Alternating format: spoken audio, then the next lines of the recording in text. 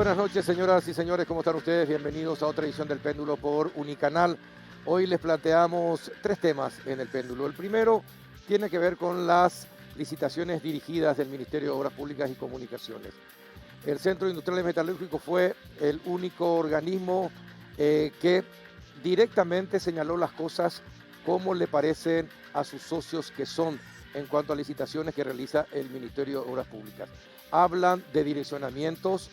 Después vinieron otras instituciones agregando lo mismo y algunas personas de manera individual. Llamativamente, algunos sectores fueron absolutamente acríticos en este tema. Van a estar con nosotros el ingeniero Carlos Perazo, presidente del Centro Industrial de Metalúrgicos, y el ingeniero Manuel Bogarín, integrante del mismo gremio. El segundo bloque vamos a hablar acerca de la otra pandemia, que no es el COVID-19, sino son los accidentes de tránsito. Y es una pandemia que ya nos afecta desde hace unos 10 años aproximadamente. Nos va a acompañar hoy el director del Hospital del Trauma, el doctor Agustín Saldiva, para contarnos los números exactos de la cantidad de afectados y muertos por los accidentes de tránsito en nuestro país. Y el último bloque, algo que interesa mucho a los padres de familia y también a los docentes, las clases presenciales de 2021, sí o no, nos van a acompañar para hablar del tema el viceministro de Educación, Robert Cano, y el presidente de la Asociación de Colegios Privados del Paraguay, el licenciado Luis Fernando Ramírez. Antes de ir a la pausa, les invito a compartir un rico café Lavazza para poder aguantar esta hora y media, porque van a ser intensas. Café Par representa y distribuye Lavazza, el expreso italiano por excelencia. Una breve pausa y ya retornamos.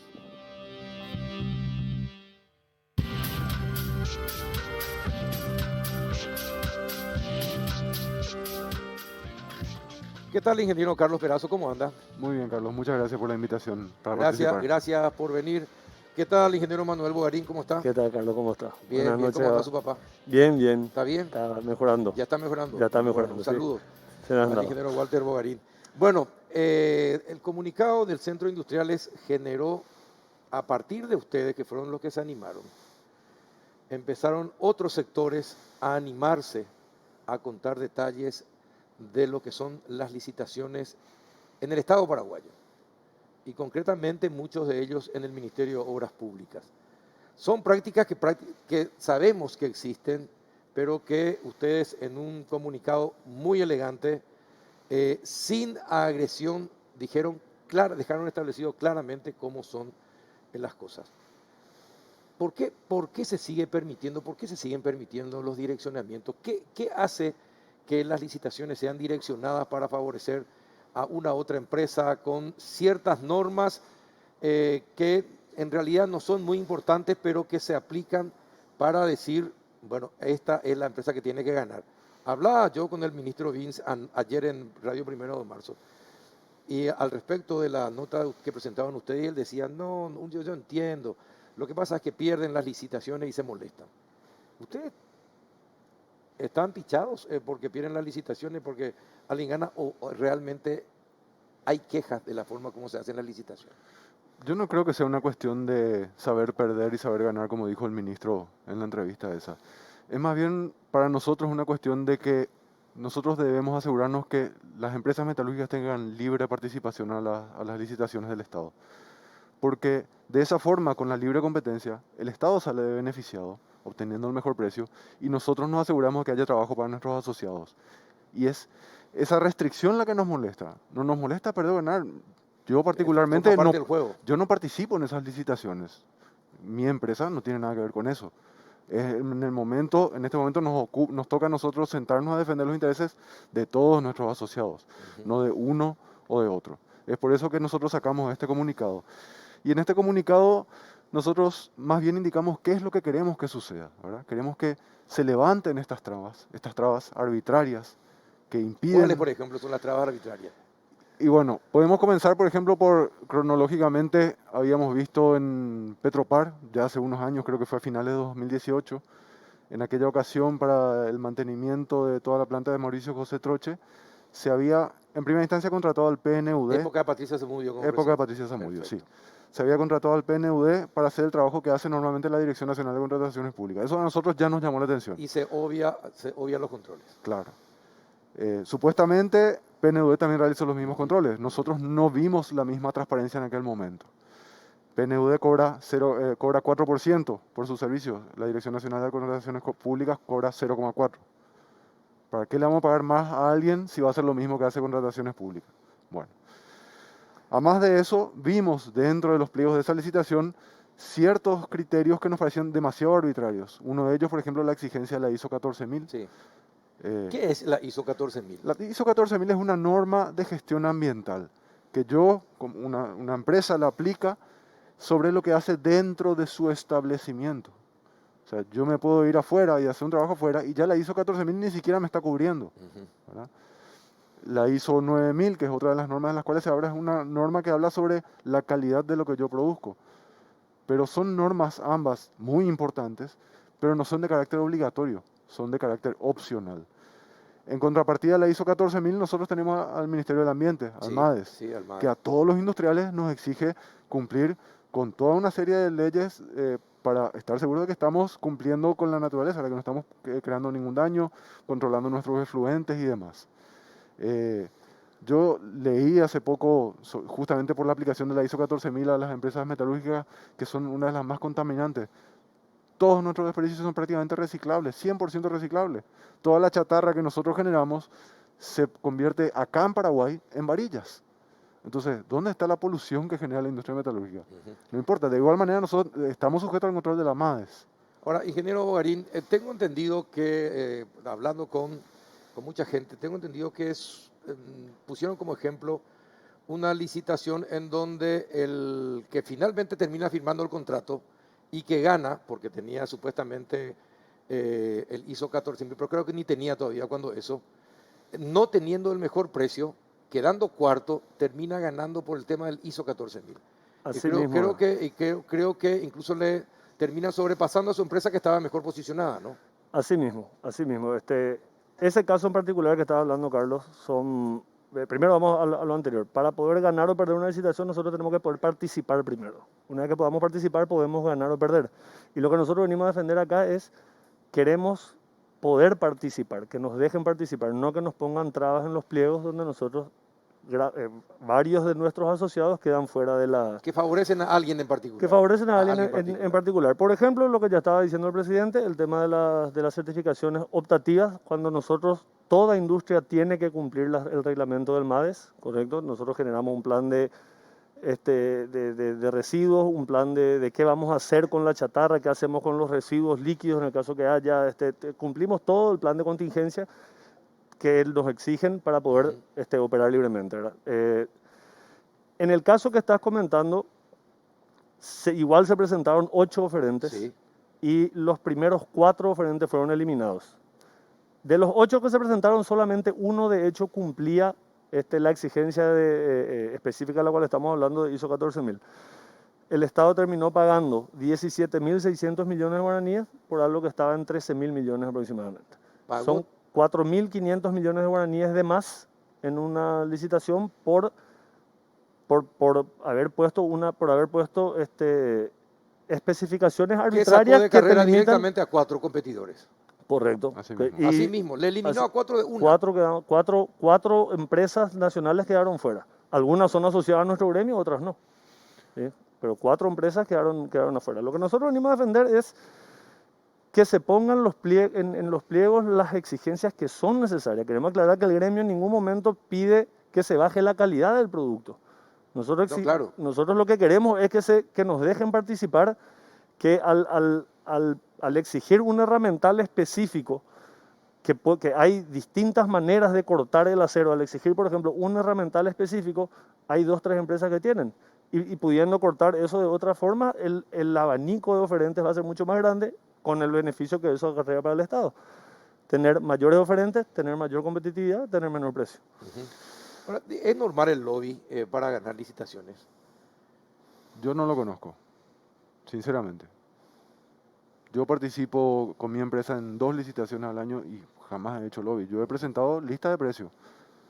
simplemente. La lista de precios que yo tengo al público es mi lista de precios de licitación, pero el tipo de licitación en el cual mi empresa participa es distinta, no es una obra. Ahora, porque preguntándole, también le pregunté al ministro si él estaba enterado de que la empresa Engineering, la empresa que gana muchas licitaciones justamente porque tiene esa preferencia en cuanto al ISO y compañía que elimina otras, él sabía que cuando se iba el dueño también le acompañaba el cuñado del presidente de la República. Él dijo no saber, no estar enterado. Es muy difícil que uno no esté enterado cuando es el ministro de lo que pasa en su ministerio. Y si no está enterado ya es una falla que debería corregir el ministro. Pero me imagino que a veces es difícil competir con un lobista así, ¿no? Y me imagino, sí, yo tampoco sé cómo se maneja esa parte, pero debe ser difícil. A lo que nosotros vamos, Carlos, es más bien a los temas puntuales técnicos, ¿verdad? Como vos mencionabas, ese tema de la ISO 14000. Cuando nosotros fuimos a reclamar esto al MOPC, nosotros les mencionamos, ustedes están por poner columnas con iluminación sobre cruces y puentes, Sí. ¿verdad? Están pidiendo ISO 14000 para quienes fabriquen estas columnas. Pero al que fabricó el puente, el que fabricó el cruce, no le pidieron No le ISO pidieron. 14000. Exacto. Entonces es un Sí mismo. contrasentido. Aparte, la ISO 14000 se queda con el fabricante en su sitio de trabajo, no lo traslada al punto que está afectando. Claro. Entonces, si lo que ellos quieren es un impacto ambiental bajo ahí, que exijan cierta, no sé, el cumplimiento de la MADES. Bueno, ¿y qué es lo que pueden hacer? Pero más allá de protestar y de un comunicado, ¿qué pueden hacer? Porque teniendo en cuenta las respuestas del ministro de Obras a las consultas que le hacíamos ayer en Radio 1 de Marzo y también los otros medios, parece que todo va a continuar igual, porque él no se siente afectado. Él dice que es parte de la competencia y que en realidad es una cuestión de pichaduras de los que pierden, por eso protestan. Nosotros ¿Qué es lo esperamos que pueden no hacer? continúe igual, Carlos. Nosotros hoy dimos mesa de entrada de una nota a la Dirección Nacional de Contrataciones Públicas, donde no digo le exigimos, pero le pedimos con bastante énfasis que queremos ayudar en la elaboración de los pliegos. Donde, vamos a un caso específico, cuando te piden experiencia previa para algo que nunca se hizo acá en el Paraguay. ¿Cómo una empresa paraguaya va a tener experiencia previa de algo que nunca se hizo? Ujú. Necesitamos que se saque eso y que se te reconozcan otro tipo de experiencias similares para que se puedan empezar a hacer las cosas acá. O si no, estamos en el huevo de la gallina. Sí. Nunca tenemos la experiencia, O no solamente podemos puede hacer ganar una que venga del extranjero y que así tenga la mismo. experiencia previa. Y termina eso yendo a trabajo afuera. Exacto. Yo Entonces, muchas veces peco de optimista, Carlos, y respondiendo a lo que recién consultaste, en coincidencia con nuestra nota que salió el jueves pasado, nosotros recibimos un correo de la Dirección Nacional de Contrataciones Públicas diciendo que estaban estableciendo una herramienta para la eliminación de estas medidas arbitrarias Sí. que eliminaban la competencia, ¿verdad? Eso fue el jueves de la semana pasada. En respuesta a eso, nosotros, como dice Manuel, pusimos una nota hoy donde le solicitamos participar, tal como dice su nota, en la identificación de estos requisitos arbitrarios, ¿verdad? Y bueno, esperemos que esa sea la solución. Esperemos que por lo menos ese sea el inicio del camino a seguir para poder eliminar estos requisitos arbitrarios. Ahora, pero llama la atención también y el hecho de que de la empresa en la que estábamos hablando fue suspendida por la Itaipú Binacional por 5 años, desde fines del 2017. 5 años.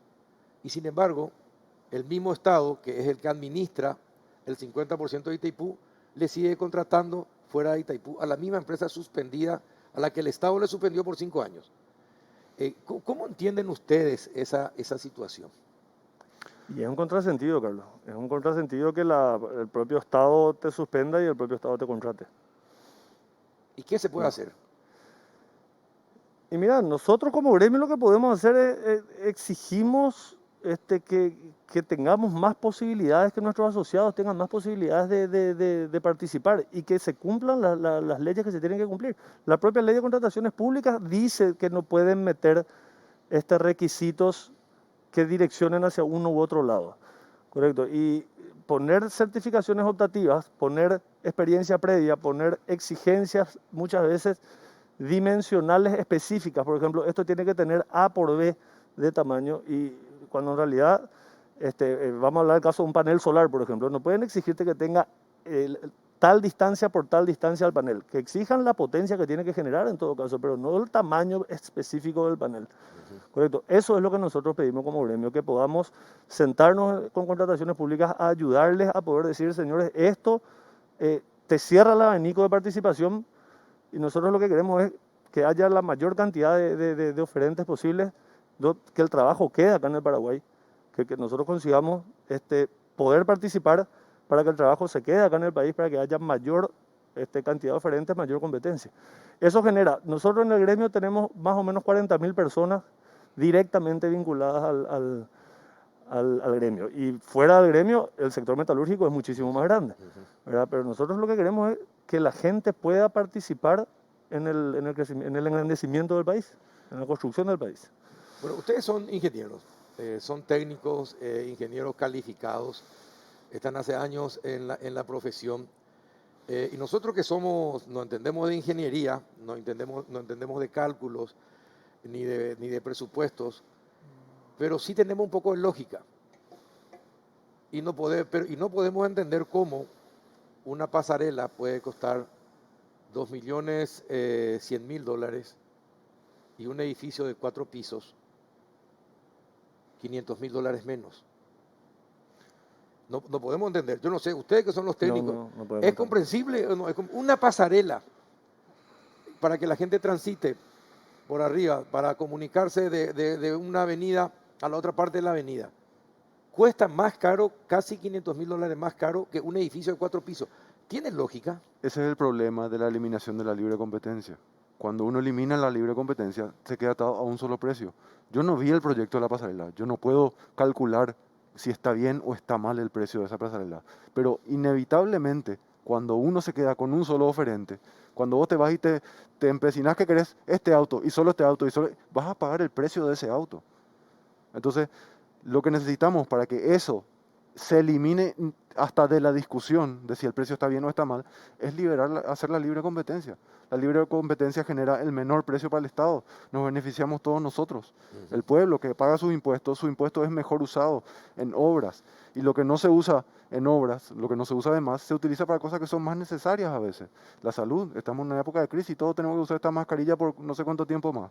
Ahora, yo les vuelvo a insistir, después que ustedes sacaron el comunicado, todos los otros gremios que participan, incluso la automotriz, también dio a conocer su posición señalando acerca de las preferencias que tienen ciertos talleres o ciertas marcas en el Ministerio de Obras Públicas para el arreglo de sus vehículos, por ejemplo, ¿verdad? Y se animaron. Es como que ustedes le despertaron y le dieron un cachetado todo. Miren, está ocurriendo esto, a ver si algo hacemos. Es posible, no sé si hay un gremio que nuclea a todos, no sé si la UIP o la FEPRINCO la aglutina a todos, pero podrían unirse todos y tener reglas limpias y claras para participar en licitaciones. Yo supongo que esa también es la tesitura de la UIP. Nosotros no hemos hablado con ellos sobre esto, nos hemos más bien manejado de manera independiente y hemos emitido este comunicado en función a lo que nuestros propios asociados nos han pedido y nos han reclamado, ¿verdad? Nosotros entendemos que el interés general está por sobre el interés particular y fue por eso que, a pesar de ser una medida bastante controversial, incluso para dentro de nuestro gremio, hemos salido con este comunicado. Supongo que la UIP también seguirá la misma línea de pensamiento, conociendo por lo menos... Porque la última vez que estuvo la UIP dando una conferencia fue muy acrítica, salieron los chicos que le dieron una cátedra, los de la UIP joven le dieron una cátedra a los mayores de la UIP, después de participar en una reunión de cómo deberían ser un poco más críticos.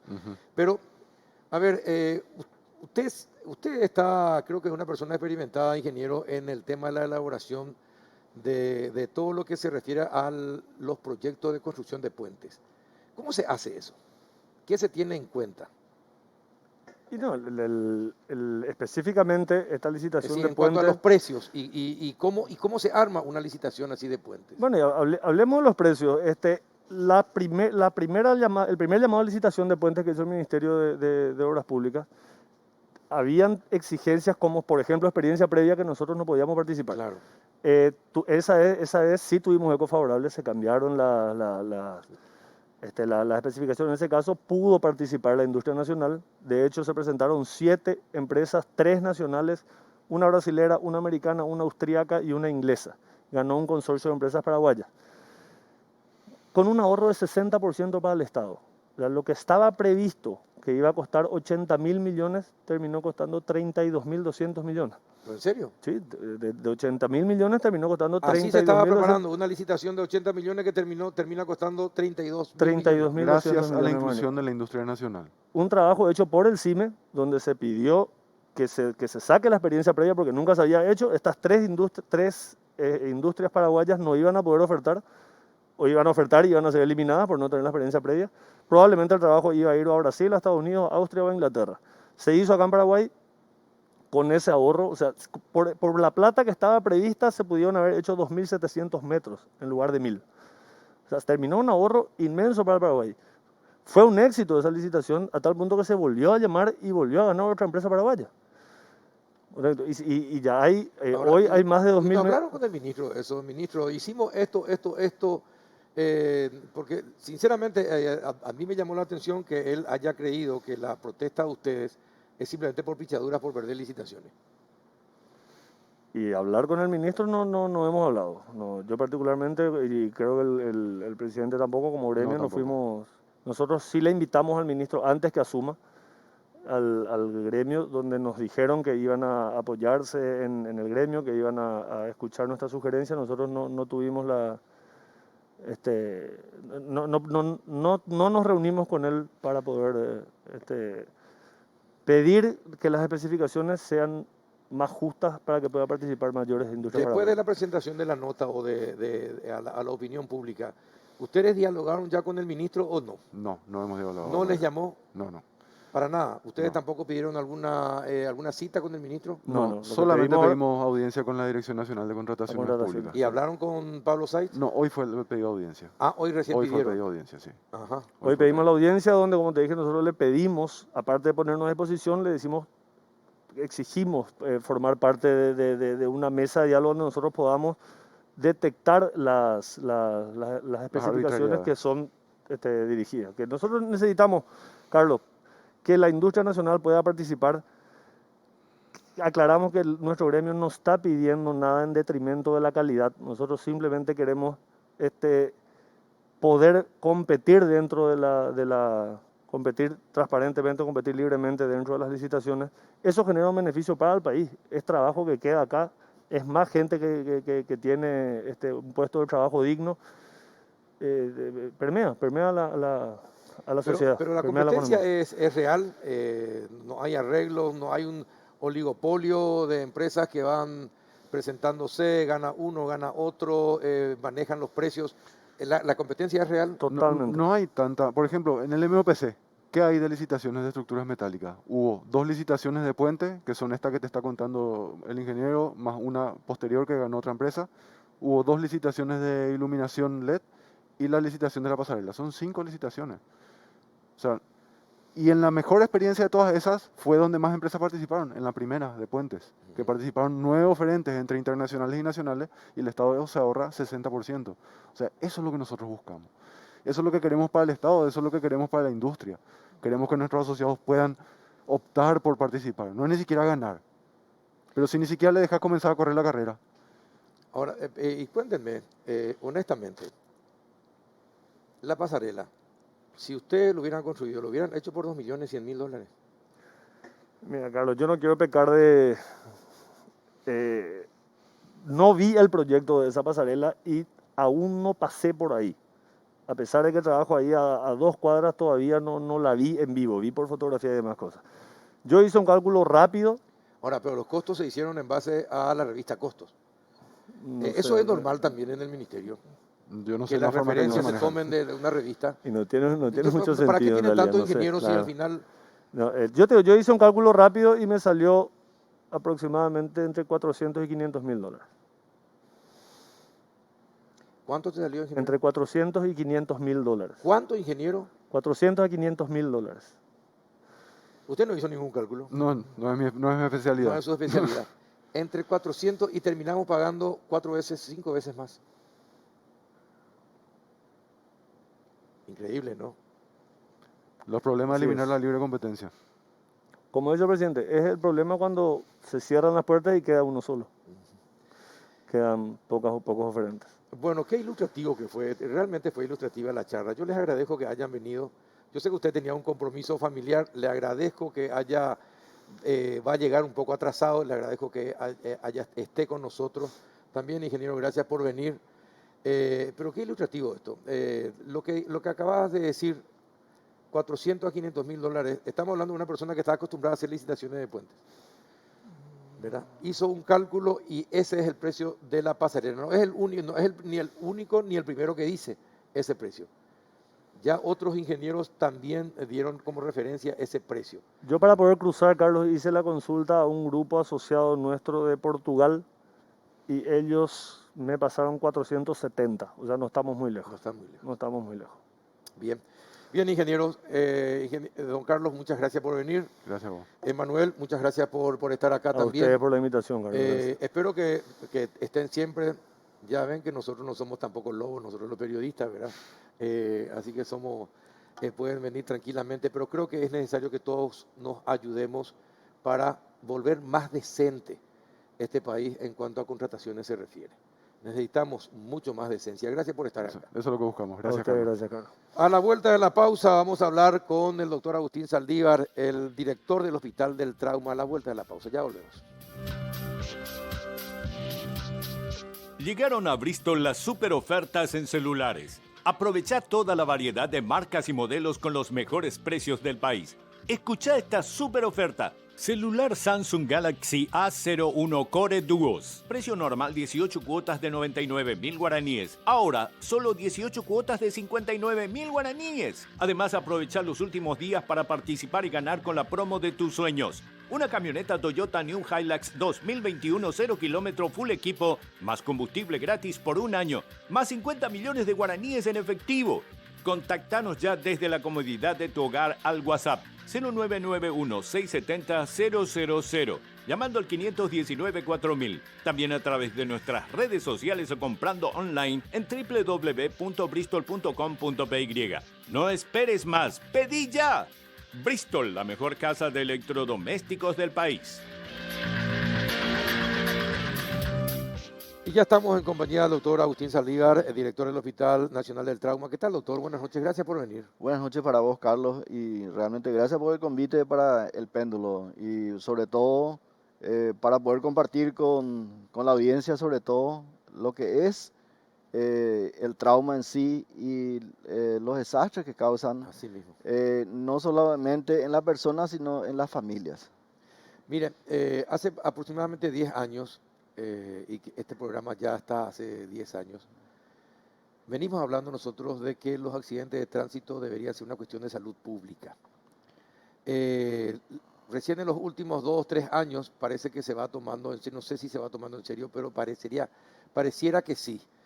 Pero falta mucho porque cada año es mayor la cantidad de accidentes que se producen, mayor la cantidad de jóvenes que mueren y mayor la cantidad de jóvenes que quedan postrados como consecuencia de los accidentes que sufren, doctor. Nosotros calculamos que en el Paraguay mueren 3 a 4 personas por día a consecuencia de algún tipo de traumatismo, no solamente siniestros viales, Sí. algún tipo de traumatismo. La violencia civil a nivel mundial ha recrudecido. Con esta pandemia ha aumentado un 20% más de violencia en las respuestas. Una persona de camino, no sé, en la vereda rosa y termina a veces con algún moquete o alguna agresión. Entonces, pero yéndonos a la parte científica, el observatorio de la Organización Mundial de la Salud habla de la siniestralidad en rutas. La siniestralidad en rutas, digamos, en el porcentaje de muertos por cada 100.000 habitantes. En países organizados de primer mundo, como solemos decir, está entre 6 y 6.7% por 100.000 habitantes el porcentaje de mortalidad. En Paraguay está entre los 21 a 23 por 100.000 habitantes. 3 veces más, 3, 4 veces más. Así mismo. Entonces, ¿qué es lo que nosotros hacemos? A través de la Sociedad Panamericana de Trauma, donde estamos asociados profesionales que tenemos la obligación de certificar con cursos de PHTLS, que son siglas internacionales de calidad de atención en el lugar, el escenario del accidente, de manera a actuar prontamente con aquellos que efectivamente tenés que salvar haciendo lo positivo, no agregando más causas de muerte. Y mismo de ese escenario, el triage, o sea, la selección de quiénes puedes salvar y el traslado mismo. ¿Cómo lo haces? ¿Con quiénes lo haces? ¿Y con qué velocidad tenés que hacer? Ya sea por vía aérea. Claro. Ahora, doctor, pero usted está hablando de todo lo que hay que hacer inmediatamente después de un accidente. Así Ahora, es. no tenemos que llegar al accidente, doctor. Y Ese es el tema que tiene que ser de salud pública. En lo posible, en no llegar a esa instancia del accidente y que ustedes rápidamente reaccionen. yo sinceramente digo, nosotros tenemos una población 7.300.000 a lo mejor en este momento, distribuido en toda la República. El único centro de atención especializada es el Hospital del Trauma, que tiene 198 camas actualmente por el sistema de protocolo de COVID. Llegamos a 166 porque tenés que espaciar a los pacientes. Nosotros tenemos que fortalecer el sistema de trauma que comenzamos a tener, porque hay que tener en cuenta, Carlos, que hace 20 años, ¿quiénes llevaban a los accidentados? La camioneta de la policía, así como bolsa de papa, ¿verdad? Uno le alzaba a las personas sin ningún criterio, sin la tabla espinal, completadas o la sección espinal. Entonces, ese tipo de situaciones es lo que nosotros decimos. Y sin embargo, ahora, el Hospital de Trauma tiene 20 médicos residentes que forman por año, 20 médicos residentes que larga por año, y esos nosotros ubicamos a lo largo de la República. Entonces, tenemos que fortalecer los centros de atención de trauma dentro del Gran Asunción y también en cada departamento. Con los médicos que usted dice que ya han entrenado, Sí.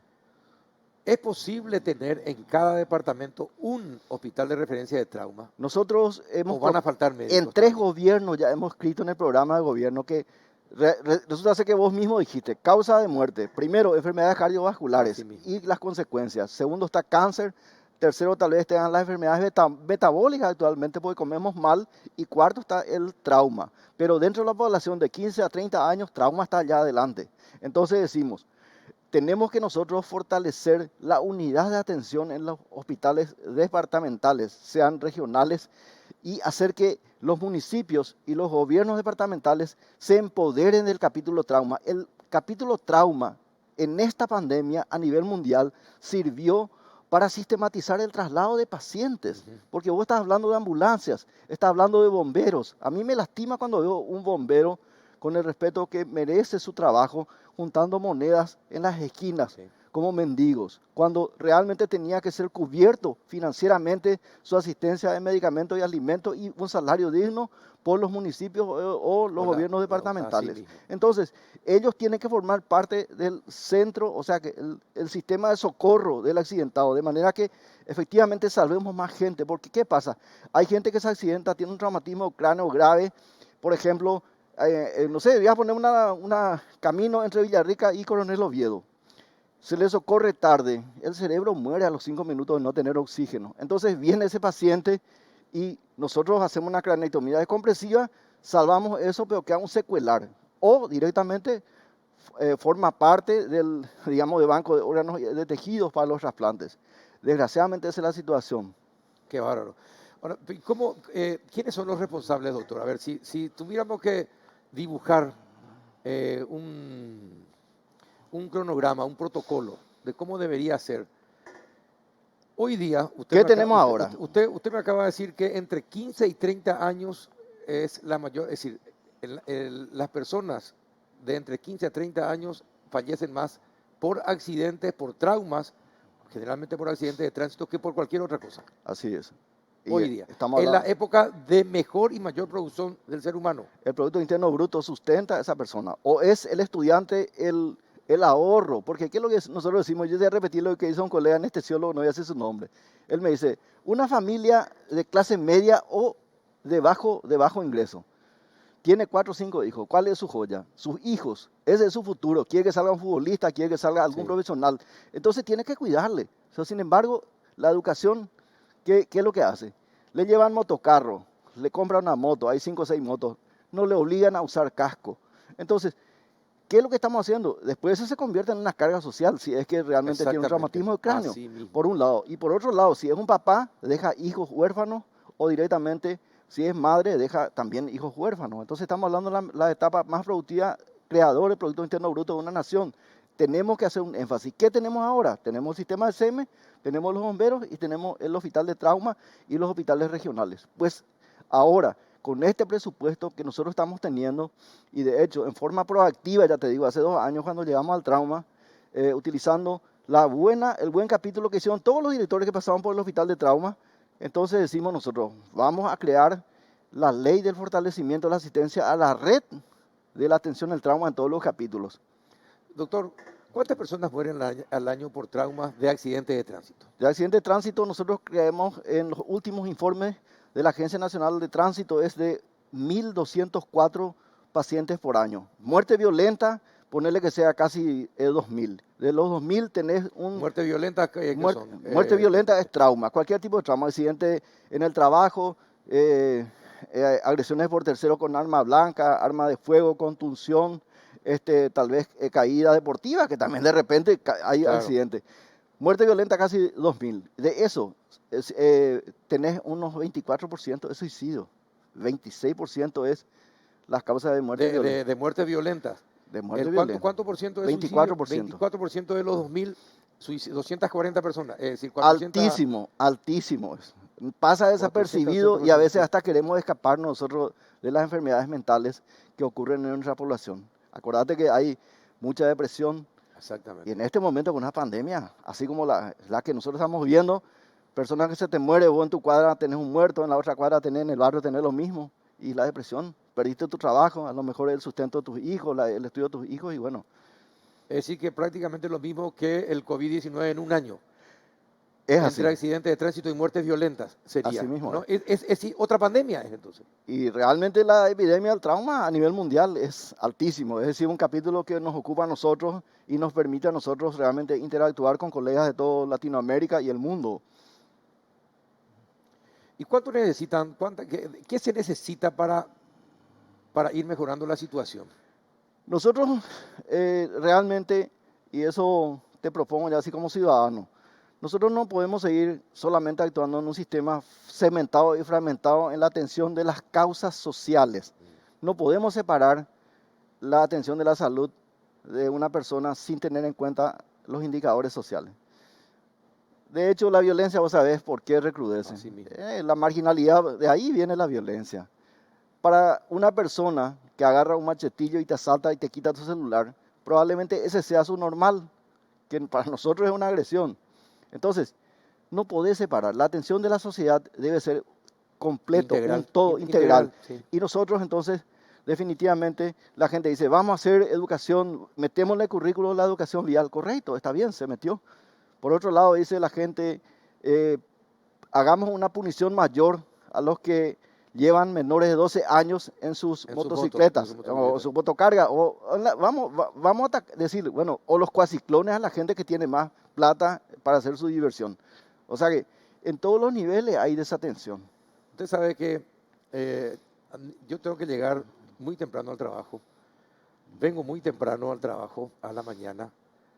Y si hay algo que me he dado cuenta en los últimos tiempos, en los últimos años, doctor, es que los motociclistas creen que las calles son de ellos y de nadie más. No respetan luz roja, no respetan luz roja a cualquier hora del día, principalmente en horas de la noche y la madrugada. Y las calles de la República del Paraguay son de nadie en horas de la noche y la madrugada. No hay control, no hay policía municipal, no hay policía, la Policía Nacional. En los importantes cruces sucede de todo. Y usted va a ver, ¿usted sabe cuánto recaudarían las municipalidades si solamente multaran, aunque sea con 10.000 guaraníes a cada uno que cruza la luz roja? Muchísimo. Todos los días, muchísima plata. Pero sin embargo, un solo oficial Policía Municipal de Tránsito no está por ninguna ciudad del país. La actitud anárquica en la disputa por los metros cuadrados de asfalto en ciertas horas, que va de las 4 de la mañana hasta las 8 de las 9, es tierra de nadie. Tierra de nadie. Porque el Así motociclista, mismo. yo rescato una cosa. Hoy hablamos a favor del motociclista. A veces nosotros que tenemos 4 ruedas ya No le respetamos. no le respetamos no le también, respetamos, por un cierto, lado. sí. Entonces es una actitud anárquica bilateral. mismo. Y por otro lado, la motocicleta, primero es un Producto Interno Bruto que da mano de obra a la gente que trabaja en las fábricas. Segundo, es el tema de que la moto es un grito de libertad del ciudadano en ausencia de un transporte público a todo tiempo. O sea que es un medio de transporte para lo que sea. Totalmente. Entonces, lo que tenemos que hacer es llegar a un consenso educativo en ellos. Y la educación en ellos, en este momento, yo ya no veo más a la buena, sino que hay que hacer un poco de punición, como vos acabas de decir. Y realmente, digamos, la habilitación que se da en la municipalidad Sí. tiene que ser curso Tiene que- educativo exacto. mediante para el registro. Así mismo. La gente quita un crédito de la cooperativa, sea compra un vehículo chileré o compra una moto. Con todo respeto te digo, mira, no tiene una clase de conducción vial. Y Sí, eso tenemos exactamente. que ser serios. Exactamente. En otros países, por ejemplo, Estados Unidos, en ciertos estados, las personas que tienen cierta cantidad de faltas de tránsito, se les saca el registro igual si se le encuentra conduciendo un vehículo sin registro. En España las faltas se suman las faltas. Y a una cantidad determinada de faltas se le saca el registro por 1 o 2 años. Acá no hay ninguna pena, doctor. En este momento, la Agencia Nacional de Tránsito tiene un sistema que estamos trabajando en forma conjunta con ellos. Y usted recordará lo que más exponía el señor Chris Jacob, el Sí, tema, Chris Jacob, sí. porque iban a haber cursos de capacitación los domingos, inclusive para las personas. Yo no sé en qué etapa quedó aquello. Tal vez la pandemia nos hizo perder el punto, ya no es punto de perder, como dice la gente, pero realmente tenemos que recuperar esto porque durante esta pandemia, durante este año que Hubiésemos pasó, aprovechado esta pandemia durante para eso. este año 2020, la gente me decía, Agustín, ¿cómo está el comportamiento de los siniestros viales? Enero, 9.400. Febrero, 9.300. Marzo empieza quédate en tu casa, 6.500. Bajó Abril, totalmente. 3.000. Mayo, 3.000. Pero después, en junio, se liberó. Se liberó y comienzan otra vez. Comienza otra vez hacia Explotó otra arriba, vez. explotó otra vez arriba. Y el promedio, el mejor índice de ocupación, para nosotros el índice de ocupación de la cama de terapia es nuestro indicador. Se mantuvo siempre al 92% para arriba y ahora es 100%. Los sábados y domingos tenemos quirófano convertido en terapias intensivas porque ya no tenemos forma de sacarle al paciente grave. Realmente el hospital de trauma es un gasto de bolsillo del Estado paraguayo. Ahora, doctor, hablamos de los muertos. ¿Qué porcentaje de todos los accidentados después ya prácticamente no tienen una vida útil? 368 pacientes murieron el año pasado de 77.168 pacientes asistidos. Calcularle un 10% más de los 368 encima son los que se quedan con algún tipo de secuela, o amputado de mano, o amputado de pierna, o queda secuelar cerebral, y depende de personas que le cuidan, con una sondita para alimentarle en el estómago y una traqueostomía para aspirarle sus secreciones. Una carga social. Ahora, ¿hay alguna zona en particular? Es decir, me imagino que Asunción y Central, me imagino que acapararán los números, pero ¿es así o también hay otra zona del país donde hay importante cantidad de traumas por accidentes? Tengo el director médico del hospital, el doctor Cito Escobar, dice, habilitar una ruta asfaltada, no le vaya a poner señalización como tiene que ser y vas a ver siniestros viales si no tenés control. En las rutas asfaltadas ocurre mayor cantidad de accidentes, siniestros de motocicletas, motos sin luz, sin señalero, en zapatilla con chorcito, entre 4, entre 5. Y realmente en el departamento central ocurre igual que en el interior, igual que en el interior. Lo único que la gente del interior usa menos casco. Yo le facilité un porcentaje de gente que usa casco. El 42% de la gente en moto usa casco.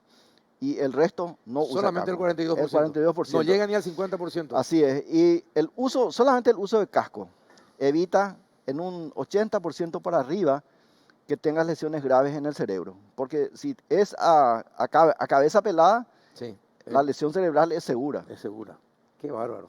¿Y qué te dicen después? A los que se recuperan, ¿qué te dicen, doctor? Y el que se recupera realmente es ¿Aprende o no? Algunos vienen otra vez con su muleta sobre la moto otra vez. Así.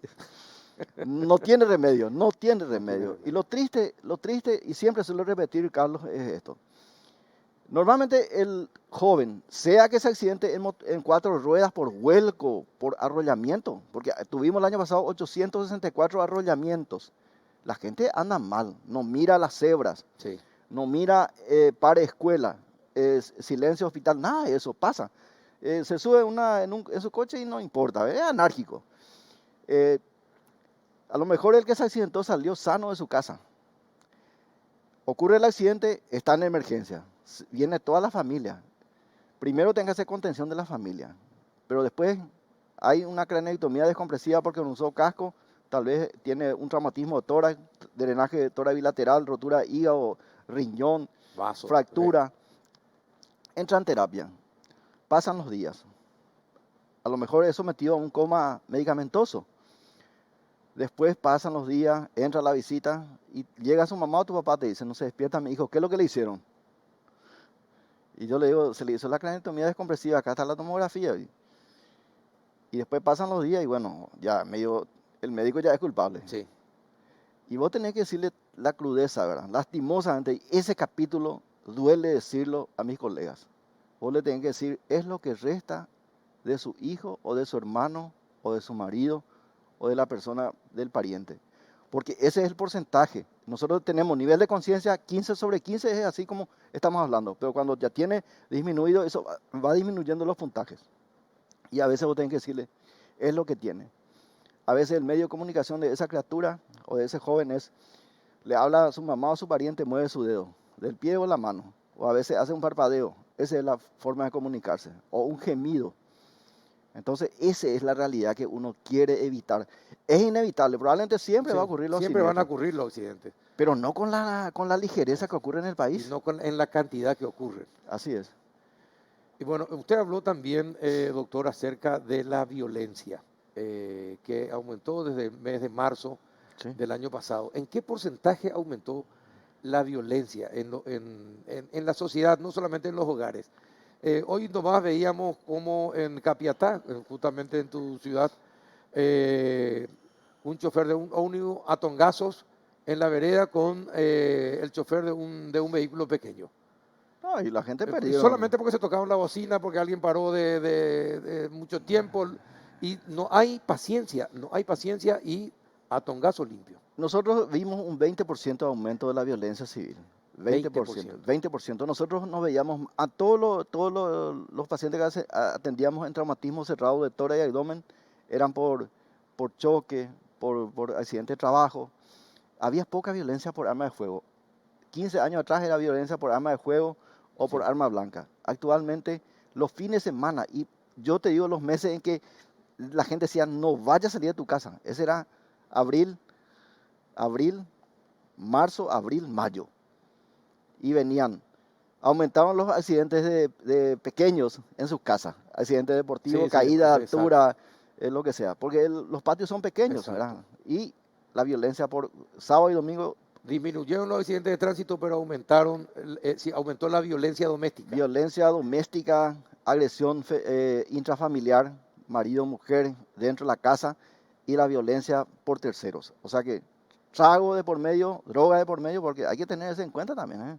Aumentó no solamente el consumo de alcohol. También aumentó el consumo de Claro. droga y alcohol durante esta pandemia. Claro, marihuana, cocaína, y también está otros derivados muy especializados y refinados de las drogas.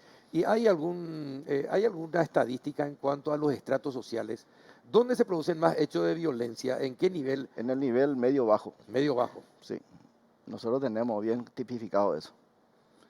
Y normalmente su socio usted el que le clavó o su socio usted el que le acertó, el que le metió el balazo, sí. así es. Entonces, y por otro lado, los asaltos también, Carlos, hay que tener en cuenta. Aumentaron también. Los asaltos son más violentos. Antes era con un cortapluma, Sí, con un cortapluma. ahora es con un machete o con una espada. Así es. Y la gente que asalta con pistola, ante menor descuido o reacción, le mata. Sí. No, ahora la gente dispara y asalta. Yo le escuché a la policía, y realmente ellos también coinciden con nosotros. Aumentó la violencia barrial. Sí. Es social, es decir, sí, barrial. Los vecinos se pelean entre sí, las parejas se pelean entre sí, los hermanos entre sí. Qué notable. Lo que deja esta pandemia. Es un tema de enfermedad mental, doctor. Nosotros creemos y por eso el ministerio ha habilitado digamos, la consulta telemática de psicólogos. Realmente uno tiene que acercarse. La enfermedad mental nosotros queremos esconder muchas veces en nuestra familia. No queremos tener digamos, esa causa en la familia. Parece que le queremos estigmatizar, pero tenemos que decirle a la gente que concurra a una consulta psicológica o psiquiátrica si hace falta. Porque muchas veces si uno no le saca de ese momento, ya va al abismo y termina en lo que dijimos al comienzo, en el suicidio. ¿Y cuántos casos de suicidio? ¿Ustedes tienen alguna estadística? Nosotros tenemos 264 suicidios, nosotros registramos en el hospital de trauma, entre intento y suicidio realizado. O sea que ya sea por ingestión de tóxicos o directamente por autoinfligirse disparos de bala o directamente arma blanca. Y normalmente va ligado a que primero le hizo desaparecer a alguien y después se autoinflige la herida. Así es. Pero sobre todo en una pelea le mata a alguien y después se suicida. Así mismo es. 264 yo estuve mirando antes de venir esa cifra.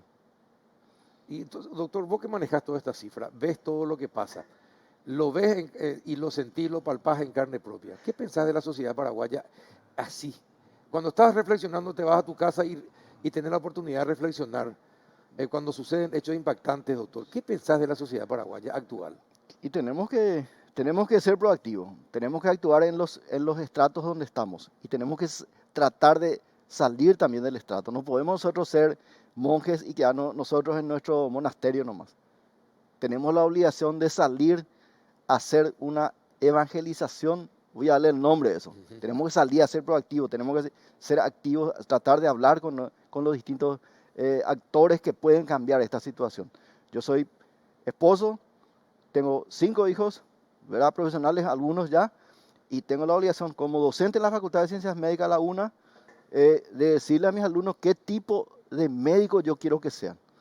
En mi interactuar dentro del hospital de trauma o del hospital de clínicas, tengo la obligación de no solamente hablar de indicaciones médicas así en forma fría, preguntarle a tu paciente qué es lo que tiene. No le haya una indicación y se va a darle una indicación fifí, como dice la gente, y él se vaya a comprar de su barrio, vaya a proveerse.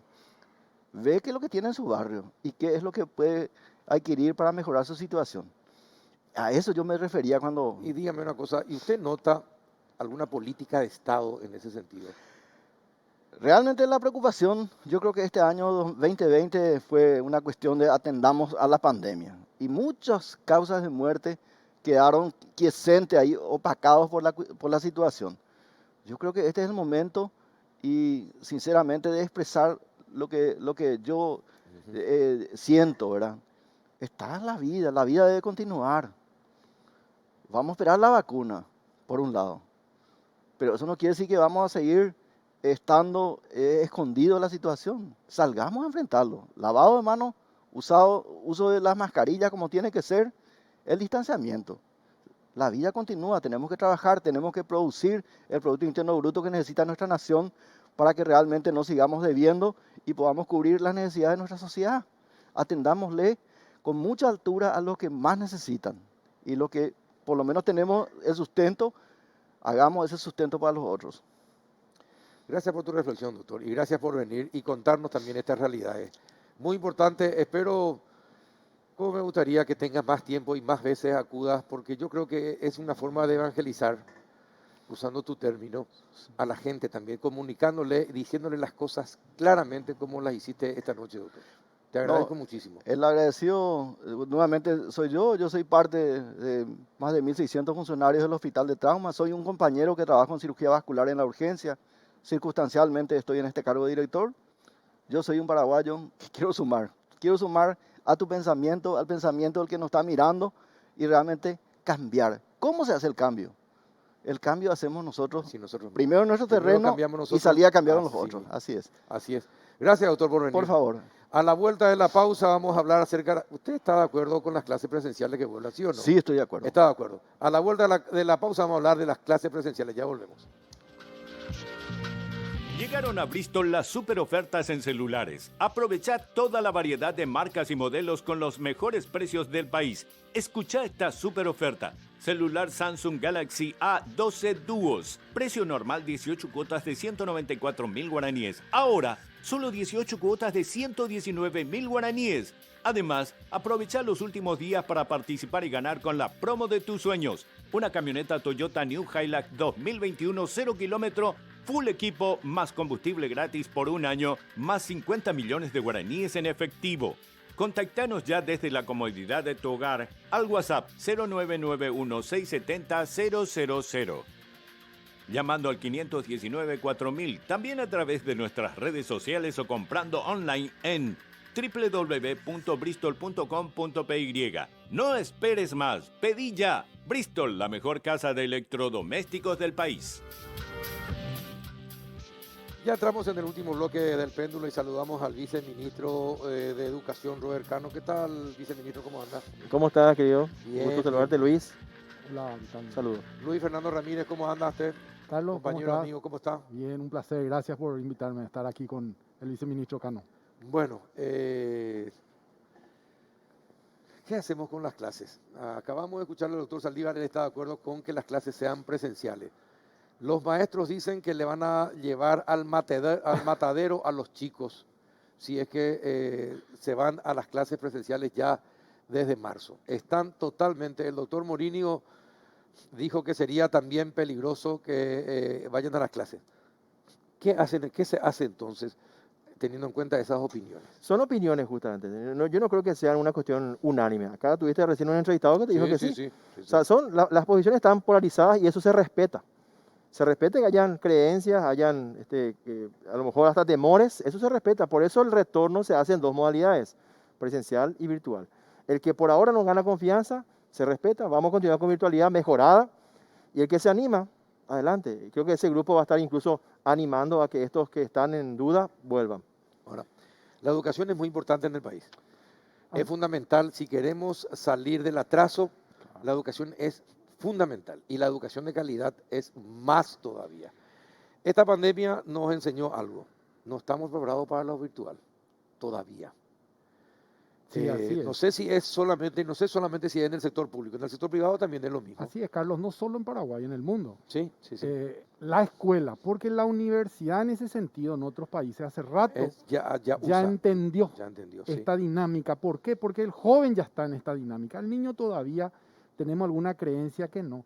Pero es un ejercicio, es un músculo que estaba dormido y es un ejercicio que eso trajo la pandemia. Sí. Nos puso de frente contra eso y nos dijo, ustedes no creen, aquí está. Y habría sido que pueden, porque a nosotros incluso nos decían que el niño de 8 años no iban a aprender solos con la computadora. Y demostramos el año pasado que sí, que pueden aprender solos y que pueden aprender con calidad cuando se cumplen ciertos requisitos. Entonces, rápidamente nos empuja a movernos a una infraestructura tecnológica. Pero quiero volver con una reflexión sobre el tema anterior, Carlos, si me permitís.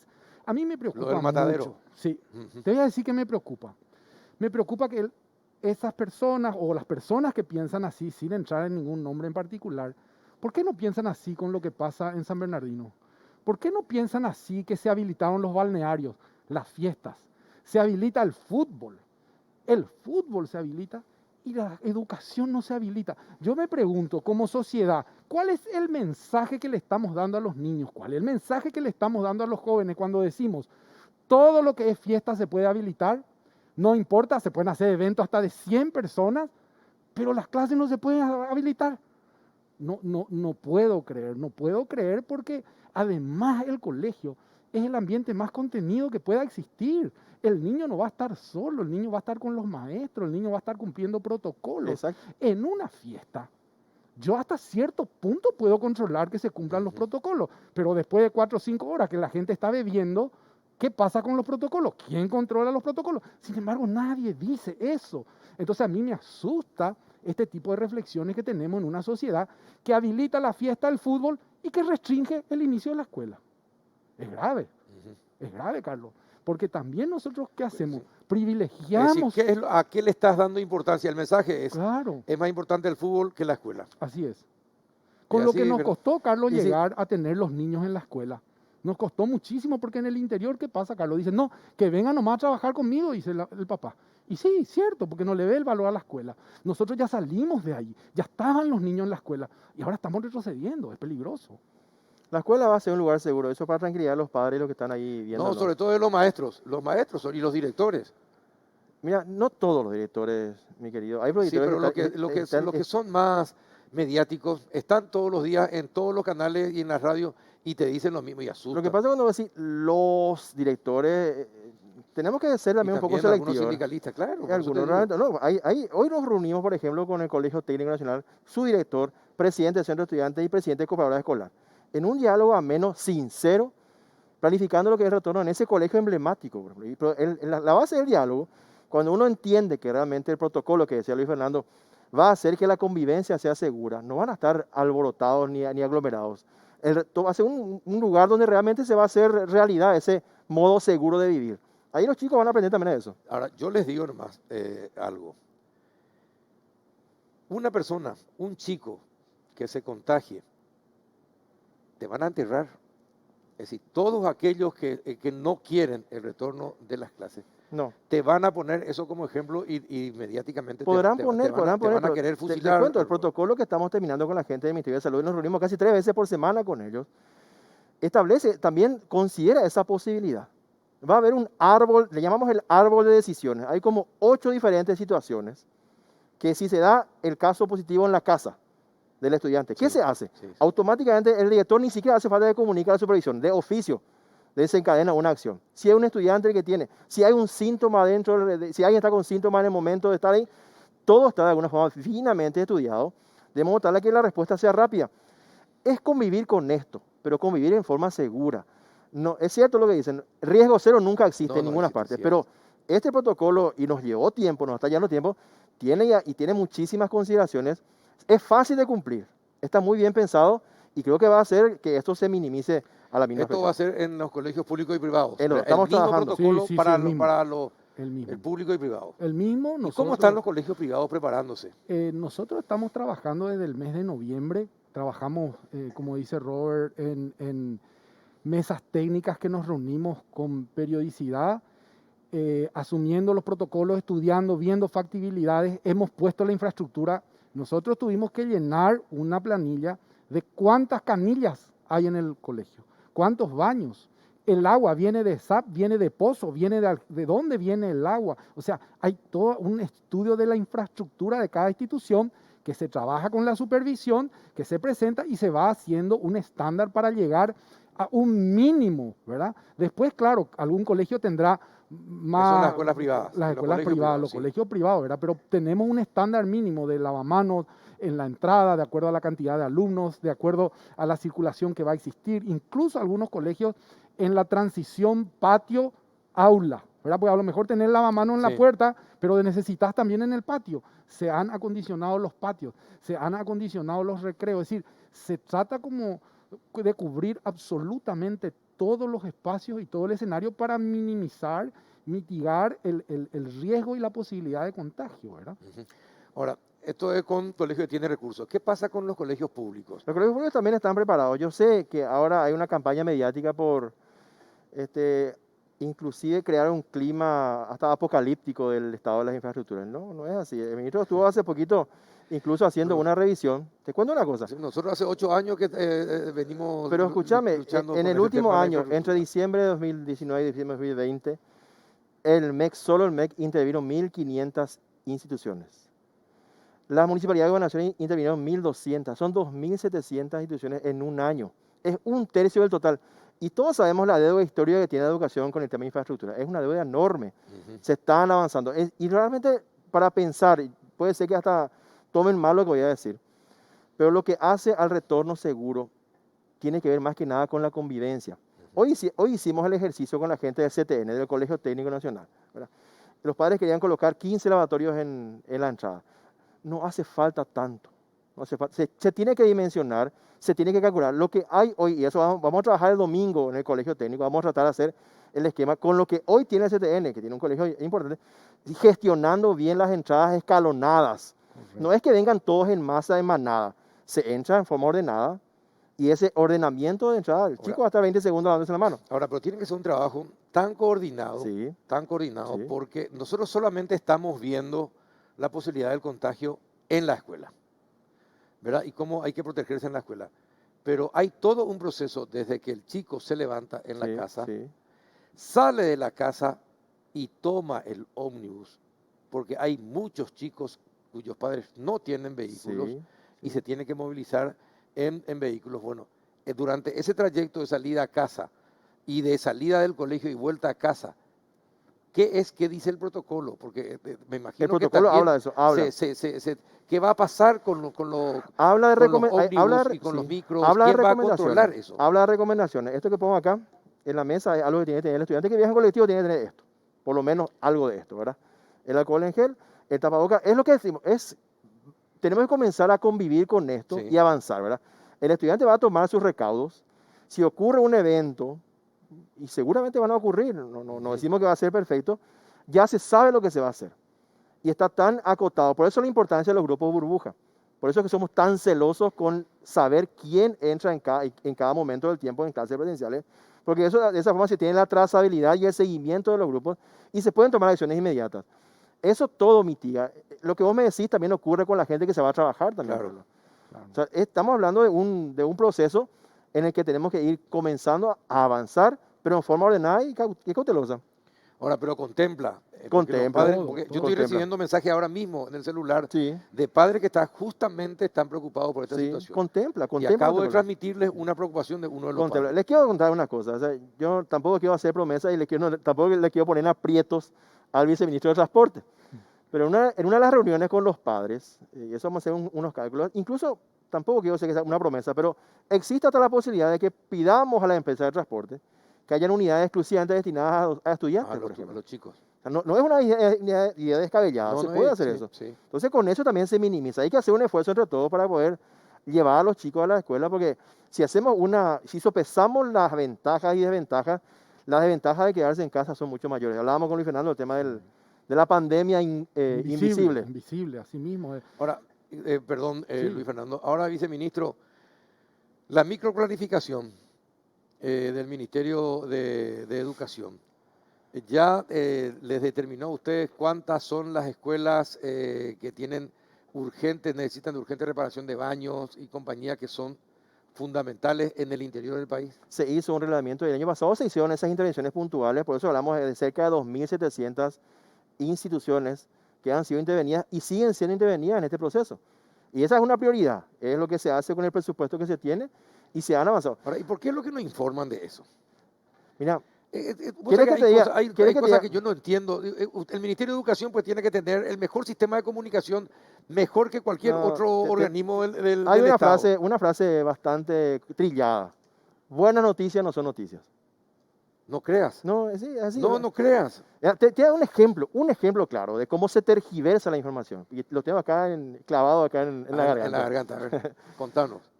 Titular de un diario prestigioso. Y atendí bien lo que decía.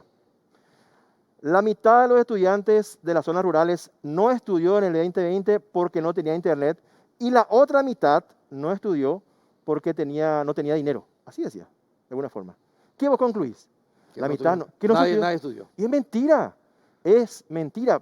Es una mala interpretación de una información clara, un informe del Banco Mundial encima que posiciona a Paraguay en uno de los lugares de mayor alcance de educación virtual y se tergiversa de esa forma. Las buenas noticias no son noticias.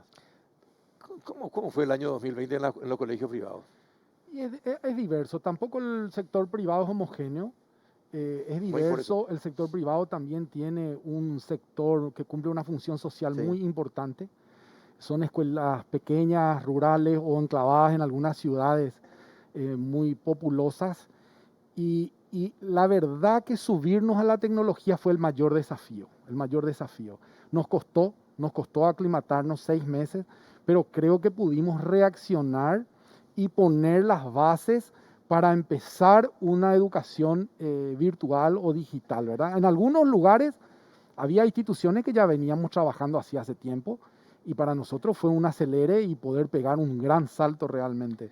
Y para otras fue entrar a la nueva disposición, a la modernidad, entrar al siglo XXI. Así mismo, y hoy Para nosotros en el sector privado, porque estamos hablando con todos nuestros asociados, todos ya están en ese pedestal, ya están en ese punto de partida, hoy ya están ahí en la tecnología. Nadie se plantea no hacerlo virtual, a pesar de que se habla de lo presencial. Eso va a quedar, Todos, Luis. eso va a quedar. Va a Yo quedar. creo que va a quedar y ese es el mayor aporte.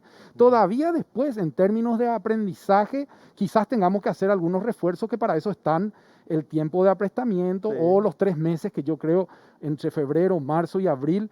Hay que hacer un repaso de los contenidos fundamentales del año 20 en el 21 para ajustar y asegurar, pero eso prevé el calendario, digamos, ¿verdad? Ahora, pero hoy hablábamos con Robert en la radio y él me dice que todavía no está la evaluación del 2020 Aprendizaje. del aprendizaje. ¿Ustedes en el sector privado ya tienen una evaluación o tampoco todavía tienen? No, nosotros, cada institución tiene su evaluación, digamos, y para nosotros no fue un año perdido, como se dice, o un año desastroso en el aprendizaje. Todo lo contrario, te puedo decir que hay, para nosotros, por ejemplo, y voy a hablar de mi caso porque es lo que yo vivo y conozco varios, nosotros tuvimos la oportunidad, por ejemplo, de pegar este salto. Nosotros con una aplicación de matemáticas conseguimos que los niños hagan entre 1.500 y 3.000 ejercicios de matemática en el año. Eso jamás lo conseguimos en forma presencial, nunca.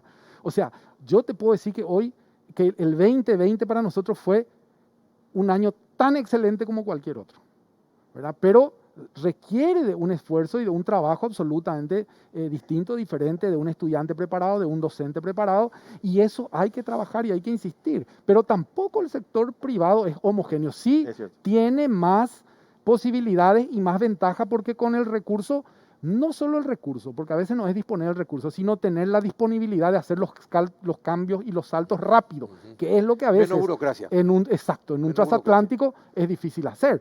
Pero esa es la ventaja que tiene el privado, es como la lanchita que va guiando esa punta que después puede seguir un transatlántico. Entonces, la velocidad de cambio fue mayor, pero también fue difícil el empezar, el arrancar en esa nueva modalidad del año pasado. ¿Y el transatlántico cuándo va a tener la evaluación para saber dónde ir apuntando para acelerar? Y nuestras evaluaciones del SNEPE del 2021, este año, no se van a poder hacer porque para planificar una evaluación de aprendizaje como censal se tiene que hacer una validación un año antes. No se pudo hacer el 2020 por la pandemia, ¿verdad? Entonces, este año vamos a hacer la fase experimental de lo que podría ser el SNEPE 2022. Es así. Ya sé, pero no sé, este es un campo de experimentación, esta pandemia, tan importante porque nos dio un cachetazo para decirnos, ustedes están acá, señores. Yo sé que a vos te interesa mucho el tema de calidad y creo que... Sí, no, me interesa por el tema, supuesto, y a el todos. tema de calidad, ¿sabe por qué? Pero- Porque este es el momento en que tenemos que ver, a ver, ¿aprendieron o no aprendieron? ¿Por qué no aprendieron? Acá tenemos Claro. que mejorar. Pero, escucha, Esta es la dificultad que tenemos. Si se vuelve a presentar una emergencia, ya vamos a ver cómo actuar. Es decir, vas a tener Carlos. todos los datos para saber y qué tenés que mejorar. Tu sistema, el internet tiene que mejorar y sí tiene que mejorar. Evidentemente tiene que mejorar. Exigirle al MITIC que mejore todo. Carlos, yo creo... Apretarle al MITIC. Mira, ¿Verdad? No le deje respirar a Peralta y que haga las cosas para que todos los colegios del país puedan tener internet. con todo respeto, a full. Carlos, con todo respeto, y no te ofendas por lo que te voy a decir, creo que hay que entender la complejidad de un Ministerio de Educación. O sea, las conexiones son sí, sí. importantes. Sí, sí. Y algún día tal vez tengamos todo un programa, ojalá, para que te expliquemos qué es el ministerio. La cantidad, esto que vos decías, hay gremios docentes que no quieren volver Sí.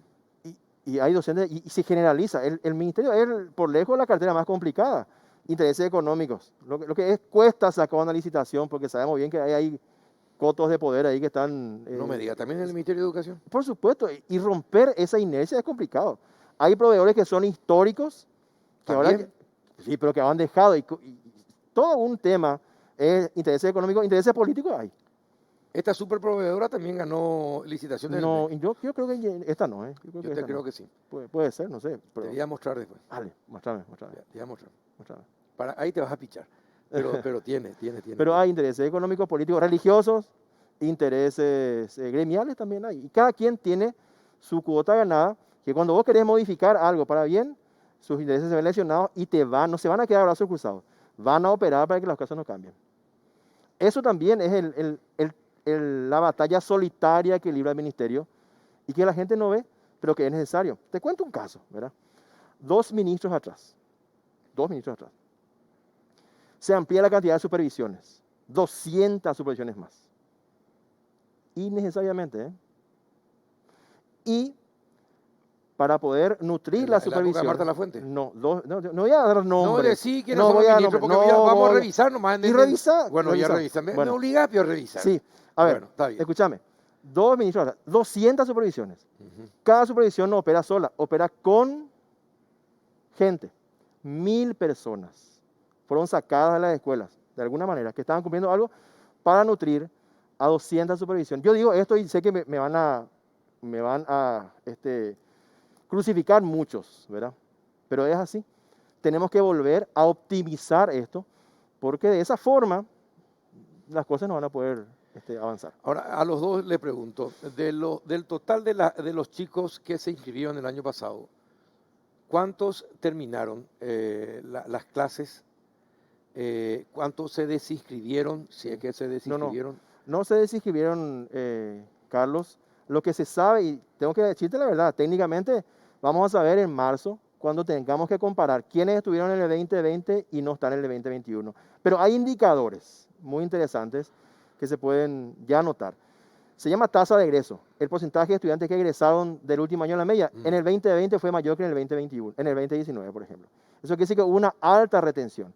Se consiguió el objetivo. Ya sé que la gente no quiere escuchar esto, pero el contacto entre docentes y estudiantes se mantuvo y Paraguay tuvo una de las tasas más altas de contacto de estudiantes con docentes. Podemos decir, fue incómodo, se hizo por WhatsApp. ¿Saben cómo hacía Colombia? ¿Cómo hacía Ecuador? Por mensaje de texto hacían. Hicimos malabares los ministerios de educación para poder adaptar la realidad de las casas a la propuesta tecnológica de los países, ¿verdad? La gente habla de la educación ideal, la que es en línea. Ningún país alcanzó el 30% de educación en línea. Ahora, Ninguno. Pero, ¿cuántos colegios privados hay en Paraguay? Privados 600 más o menos. 600 más, Y privados más o menos, subvencionados son casi 1000 y poco. 1600. 1500. 1500. ¿Y cuántos colegios públicos? Y hay 8000. 8000 colegios. Entre escuelas y colegios. Y del total de los colegios, ¿cuántos están preparados ya para el arranque? Ya, hoy así, si tiene que arrancar el mes que viene, ¿cuántos están debidamente preparados? Yo no sé la cantidad exacta, pero me animaría a hacer una cifra cercana al 95%. Así. Ya sé que mañana va a ser criticado esto, pero sí. No te vayas más a preocupar porque no, te pero es que critican, así, ¿o no? pero es así. O sea, realmente, cuando uno dice, no lo digo yo, lo dice el Banco Mundial, 98% de contacto, y se ríen de nosotros. Bueno. Pero no lo decimos nosotros. Cuando comencemos las clases, si es que estas campañas mediáticas, que en algunos casos son hasta malintencionadas o con otros fines, Es decir, 95% de las escuelas públicas están en condiciones Cuando hablamos, ¿qué es estar en condiciones, Carlos? No es que esté impecable, es que estén como estaban en el 2019. Pongamos como parámetro 2019. Te pregunto algo. ¿En tu casa vos hiciste alguna nueva construcción para poder afrontar la pandemia? Nadie hizo nada nuevo. ¿Qué es lo que hicimos? Cambiamos nuestros hábitos. Y eso hizo que podamos manejar nuestra pandemia. La gente espera que están en condiciones, es que construirme 5 baños nuevitos. ¿Verdad? Cambiarme el inodoro en todos los casos. Como estábamos en el 2019, estábamos avanzando. Es decir, si nos quedamos, no.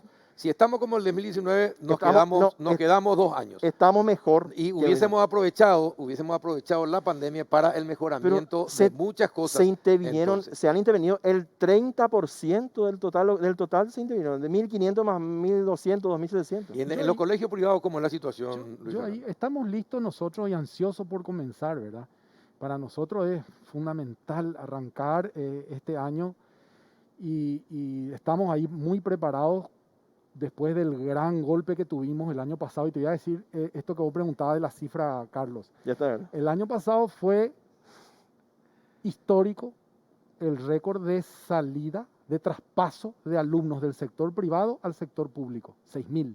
En 6.000, cifras sí. oficiales. Nunca sucedió Nunca. eso. El promedio es 1.000 y ahí. No, Luis, en el ¿verdad? 2019 Pero fue eso es una cuestión económica. Eso es una cuestión eso económica familiar.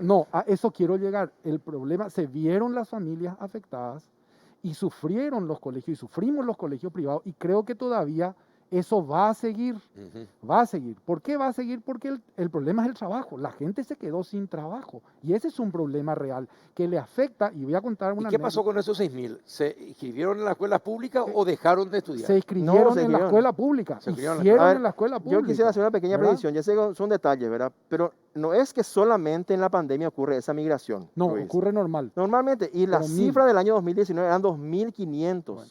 2.500 Bueno. pasaron del subvencionado o del privado al oficial, 2.500. Y la cifra que cerramos nosotros en agosto o septiembre del año pasado eran 5.000 migraciones. 5.000 Se duplicó la cantidad, pero, Sí, pero no sí. fue el cisma tan grande que se esperaba o se vaticinaba al principio. Sí, realmente, pero nosotros creemos que va a seguir eso y sobre todo eso afecta a colegios más pequeñitos, ¿verdad? Colegios barriales, muchas veces los colegios subvencionados, muchas veces que tienen 100.000, 150.000 guaraníes de cuota porque esa señora que vendía en el mercado se quedó sin su posibilidad económica y no le puede enviar más a su hijo a esa escuela y tiene que ir a la escuela pública. Esas escuelas privadas tienen características muy similares a las públicas ya, Sí, ¿verdad? Estamos hablando de una que también tiene un perfil socioeconómico muy parecido a las escuelas públicas. así es. Ahora, gracias a la teleaudiencia que está colaborando ya, Enrique Riera, al que te referís, ¿verdad?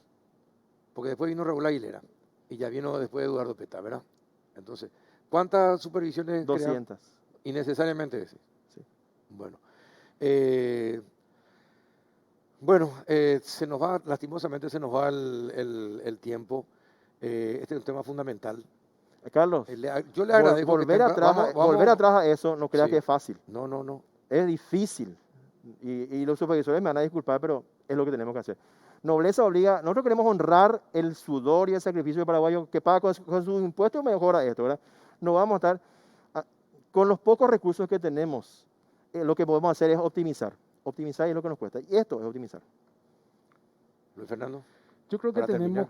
tenemos que comenzar, Carlos, este año con más confianza y sobre todo tenemos que entender que es un año que los chicos sufrieron mucho el año pasado y este año tenemos que ponernos todos en condiciones de dar lo mejor para los chicos. Y yo creo que hay que ir creciendo de a poco en un sistema semipresencial que nos vaya haciendo ganar en confianza, pero que los chicos tengan la posibilidad de encontrarse Sí. en a lo mejor menos horas, a lo mejor menos tiempo, a lo mejor una semana sí, una semana no importa, pero eso ya va a dar un oxígeno, eso ya va a trabajar sobre el desarrollo emocional de los chicos, que es fundamental.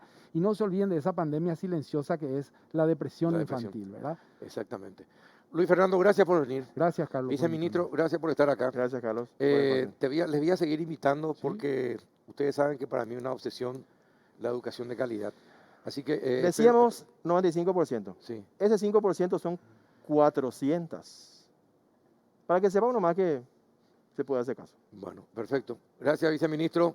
Y gracias a ustedes por compartir otro miércoles del péndulo. Hasta la próxima.